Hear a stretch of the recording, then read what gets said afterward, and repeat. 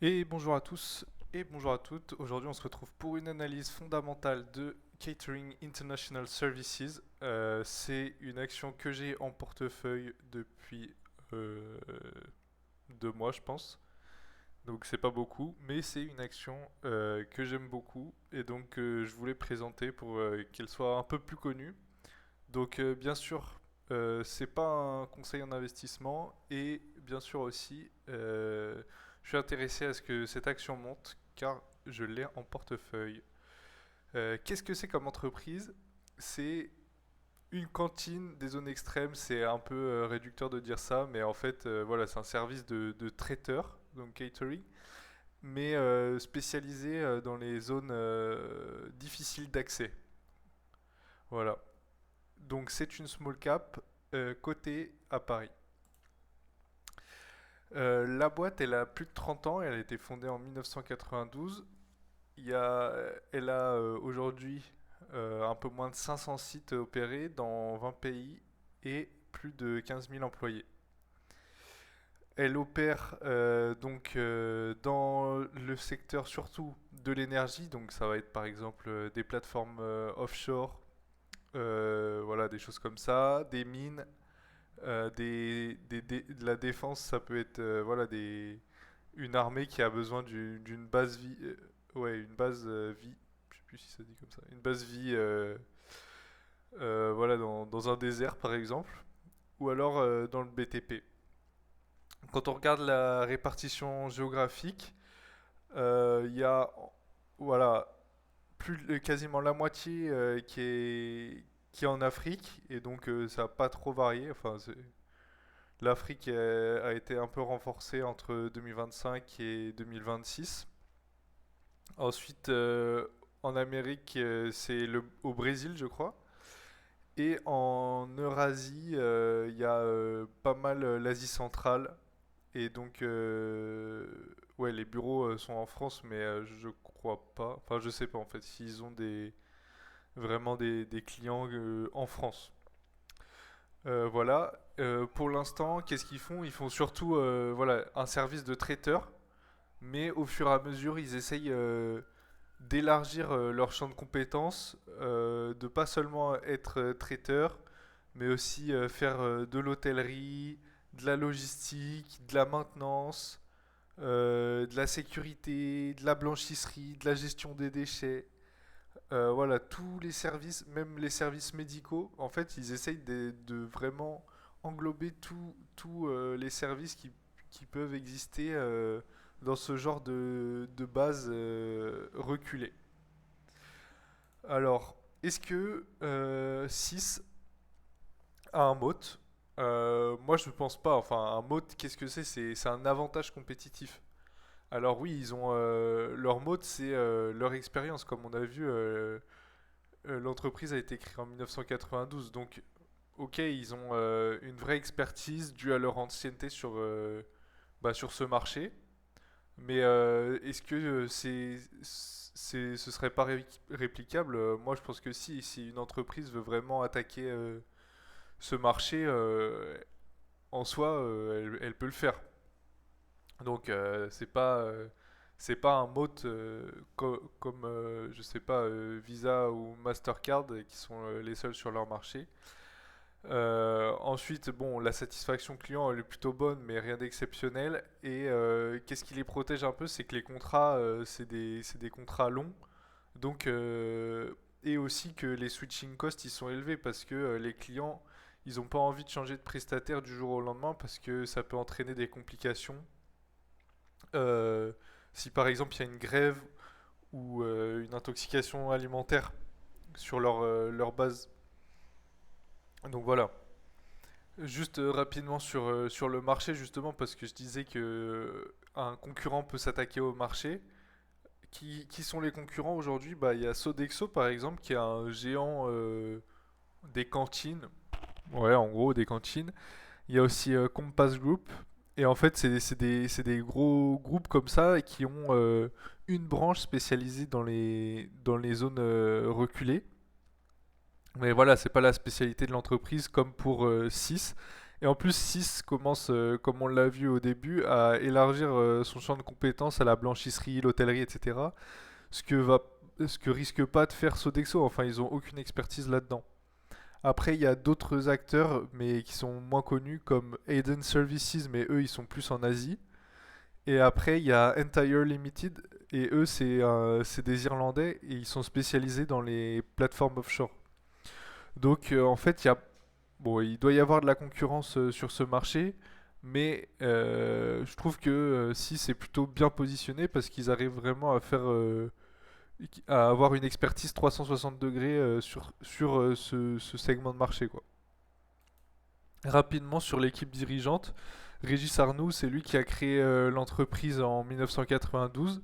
Il a toujours, avec sa famille, plus de 50% du capital. Donc c'est une famille qui est majoritaire. C'est plutôt un bon signe en général quand on fait de la value. Enfin, quand on, quand on investit, on aime bien avoir une famille qui est majoritaire parce que ils sont souvent alignés avec les intérêts des minoritaires. Donc voilà, il est président et maintenant il a laissé la main opérationnelle, on va dire, à Yannick Morillon, qui est du coup directeur général et qui est un ancien de Veolia qui a bossé au Maroc et en Égypte notamment. Et donc voilà, il est aussi intéressé en action, pas à ce niveau de capital, pas du tout à 55% du capital, mais voilà, il est intéressé en action. Donc les dirigeants partagent les intérêts des actionnaires minoritaires comme nous. Rapidement sur les risques. Les risques, en fait, d'abord, je ne l'ai pas écrit là, mais en fait, de quoi dépend 6 6, ça dépend surtout des CAPEX des grands groupes énergétiques et miniers. Et donc, en ce moment, donc, vous avez vu récemment que les prix des matières premières, l'or, l'argent, le cuivre, donc les matières premières minières, ça a augmenté. Récemment, avec la guerre en Iran, le pétrole a augmenté. Donc, il risque d'y avoir plus de capex dans ce secteur-là. Donc, moi, je trouve c'est plutôt un bon timing pour rentrer parce que on sait que les capex vont augmenter, en tout cas, ne vont pas diminuer dans les prochaines années. Mais voilà, faut être conscient que c'est cyclique et que ça va pas durer éternellement, qu'un jour les capex peuvent diminuer dans ce secteur et donc 6 peut avoir moins de contrats, etc. Ensuite, il y a un risque qui est géopolitique, parce qu'ils sont dans des géographies qui sont un peu risquées, comme le Tchad, le Kazakhstan, voilà, beaucoup de pays d'Afrique, on avait vu que c'est 50% en Afrique. Donc c'est risqué. Moi je trouve le fait qu'il soit présent dans beaucoup de pays différents, on a vu c'est, je sais plus, 20 pays différents, ça dilue le risque un peu. Donc ils sont pas dépendants, s'il y a une crise dans un pays, ça va, ils peuvent s'en remettre.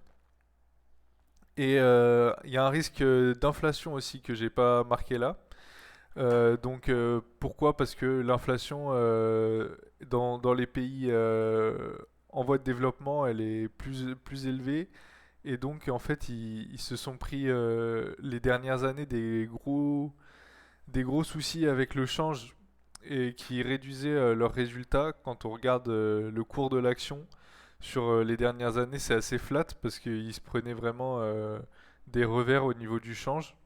Et la dernière année, on va voir ensuite que les chiffres, ils ont vraiment été augmentés parce qu'ils ont beaucoup mieux géré ces effets de change.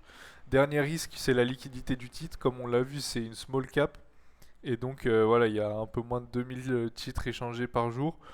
Pour les gens comme moi qui achètent peu de titres, enfin, la liquidité, c'est pas vraiment un problème, moi, je trouve. Et encore, même pour des gérants de portefeuille, il y en a qui se préoccupent pas forcément de la liquidité. C'est le cas, par exemple, de William Higgins. Si vous voulez en savoir plus sur William Higgins, je vous invite à regarder ma dernière vidéo qui parlait notamment de lui. C'était une revue de mon portefeuille. Maintenant, on passe au quantitatif. Donc là, en fait, toutes les évolutions, c'est entre 2024 et 2025 parce qu'il y a 2 mois, les résultats de 2025 sont sortis. un mois ou deux, je sais plus. Mais donc, qu'est-ce qu'on a vu? C'est une croissance historique du chiffre d'affaires avec 15,7% d'augmentation. C'est beaucoup, surtout que c'est complètement organique. Ils ont fait aucune acquisition, donc c'est vraiment 100% eux qui ont généré cette croissance. Ensuite, il y a eu un accompagnement de ce chiffre d'affaires. En accompagnement de ce chiffre d'affaires, il y a eu une augmentation des marges. Donc là, j'ai mis la marge opérationnelle, mais en fait, les trois marges, marge brute, marge opérationnelle et marge nette, ont augmenté. La marge nette, pour information, c'est vraiment très peu élevé. Je me suis noté 1,9% en 2025. Donc voilà, la marge nette, faut l'avoir en tête. Dans ce genre de business, c'est pas possible de faire des marges nettes énormes. Mais la marge opérationnelle est en... Bon, la marge nette est en augmentation, mais la marge opérationnelle est passée de 4,3% à 5,3%. Donc c'est vraiment beaucoup. Rapidement sur la solvabilité, ils sont cash net, donc le ratio dette net sur EBITDA est négatif. Donc c'est-à-dire ils s'endettent pas du tout. Ils ont une belle trésorerie, on va le voir ensuite. Mais voilà, il n'y a pas de risque de faillite vu qu'ils sont pas endettés. Aussi sur le BFR, donc le besoin en fonds de roulement, c'est la différence entre c'est le cash que vous devez mobiliser en attendant entre le moment où vous avez payé à vos fournisseurs et le moment où vos clients vous payent. Donc ça c'est le BFR et eux ils ont un BFR négatif, c'est-à-dire que les clients les payent avant de devoir payer les fournisseurs. Donc ça c'est vraiment super pour une boîte parce que ça veut dire qu'ils n'ont pas besoin de mobiliser de cash et que en ayant un BFR négatif, bah, ce cash que vous avez en trésorerie, vous pouvez l'investir et donc avoir des intérêts dessus. Donc avoir un BFR négatif, c'est parfait pour une entreprise. Donc tous ces résultats, toute cette augmentation de chiffre d'affaires et de marge, bah, ça se traduit avec un résultat net qui est en hausse de 86%, c'est vraiment énorme ça. Et donc voilà, un résultat net qui atteint 9,1 millions. Mais je préfère regarder sur cette entreprise le free cash flow parce que c'est vraiment ce qui représente le cash de l'entreprise. C'est le cash moins les capex. Donc en fait, 6 a très peu de capex parce que bah en fait ils ont peu d'investissement à faire. Et donc vu que c'est une cantine, donc il n'y a pas de R&D etc. À faire pour les aliments etc. Donc voilà, les capex sont peu élevés, ils n'ont pas d'usine, c'est asset light comme on dit.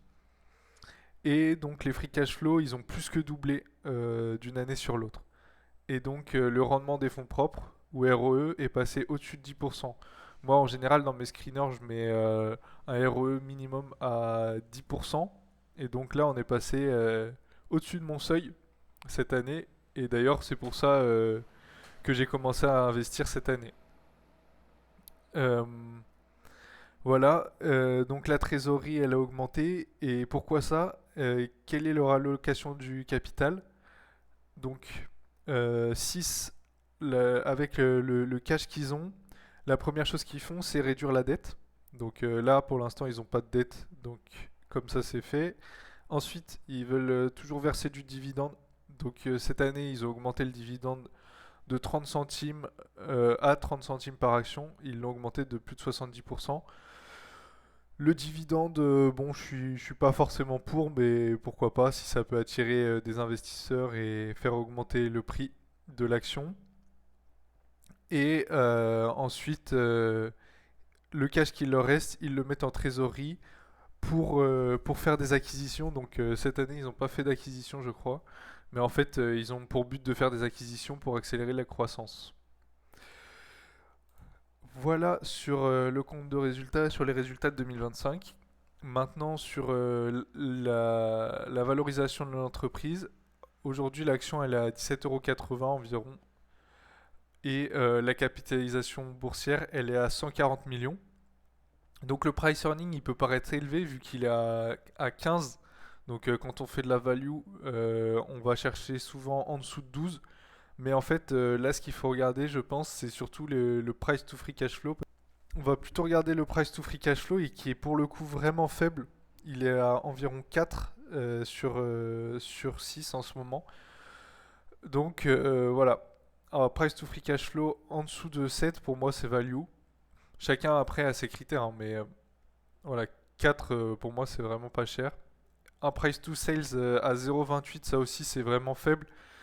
Si vous avez lu What Works on Wall Street, vous savez que le price to sales, c'est un des ratios qui explique le mieux la performance future d'une action. Et donc 0,28, c'est vraiment pas cher. Il y a aussi la valeur d'entreprise sur EBITDA qui est environ à 2. Et pourtant, la croissance est élevée. Donc je me suis amusé à regarder le PEG ratio, donc en gros qui dit combien vous payez 1 euro de croissance des bénéfices. Et donc le PEG ratio, après ça dépend euh, des, des prévisions des analystes. Et donc sur 6, je crois qu'il y a un ou deux analystes. Donc faut faire attention à ça quand même. Mais le PEG ratio est environ à 0,6. Donc ça veut dire qu'en gros, vous payez 60 centimes pour 1 euro de bénéfices futurs. Voilà. Et donc cette croissance se reflète dans le cours d'action qui a pris plus de 70 qui a pris pardon, 77% sur un an.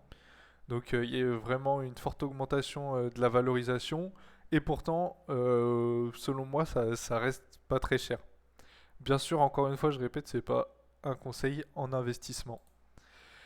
Donc sur mscore.app, l'application que j'ai créée et qui permet de noter toutes les actions, 6 a une note globale de 100 sur 100 et donc en valeur 78 sur 100, en qualité 76 sur 100, c'est vraiment des excellentes notes. Solidité financière, bon 68 c'est une excellente note et un momentum vraiment positif. Donc c'est pas un value trap, c'est-à-dire que la valeur et la qualité sont positifs, mais ça veut pas pour autant dire que c'est une action trash parce que en plus le momentum est positif. Donc c'est pas un value trap. Voilà ce que j'avais à dire sur 6. N'hésitez pas à mettre un pouce bleu, à vous abonner. Et si vous avez des idées de vidéos que je peux faire, je suis preneur. Je vais sans doute présenter d'autres actions que j'ai en portefeuille. Parce que pour moi aussi, ça me permet de faire une analyse un peu plus poussée de ce que je ferais d'habitude. Et donc voilà. À la prochaine. Ciao.